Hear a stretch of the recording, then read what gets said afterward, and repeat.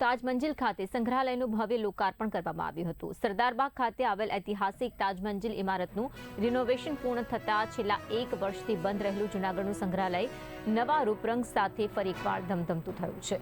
સંગ્રહાલયના renovation પાછળ કુલ રૂપિયા 2.14 કરોડનો ખર્ચ કરવામાં આવ્યો છે। નવા સંગ્રહાલયમાં નવા વિકાળના રોયલ કલેક્શન ઉપરાંત પુરાતત્વીય કલેક્શનને પણ આકર્ષક રીતે પ્રદર્શિત કરવામાં આવ્યા છે, જે પ્રવાસીઓ માટે ખાસ આકર્ષણનું કેન્દ્ર બન્યા છે। રમતગમત અને સાંસ્કૃતિક વિભાગ હસ્તકનું આ જૂનાગઢ મ્યુઝિયમનું રિનોવેટ થયું છે, એમનું ફરીથી લોકાર્પણ આદરણીય સહપ્રભારી મંત્રી કૌશિકભાઈ વેકરિયાના વરદ હસ્તે કરવામાં આવ્યું છે।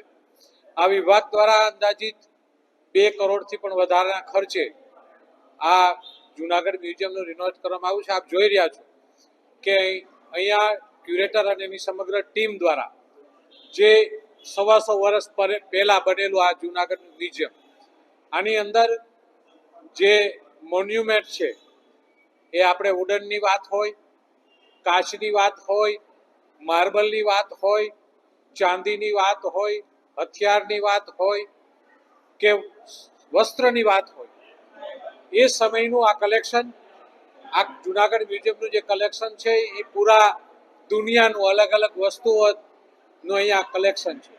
આપ એ વખતના સમયની જે કારીગરી, જે કલા હતી, એ આપ દુનિયાની કલા આ એક જગ્યાએ જોઈ શકો છો। અને આ મ્યુઝિયમ આ બધા કલેક્શનો માટેનું ભારત દેશનું સૌથી શ્રેષ્ઠ મ્યુઝિયમ આ જૂનાગઢ મ્યુઝિયમ છે। અને ગુજરાતની અંદર તો આ ગૌરવ કહેવાય આ મ્યુઝિયમ જે રીતે છે। તો મારે વિનંતી છે કે આજના દિવસે આ મ્યુઝિયમ ફરીથી લોકો માટે ખુલ્લું મુકાણું છે, ત્યારે જૂનાગઢના લોકો, ગુજરાતના લોકો આ મ્યુઝિયમને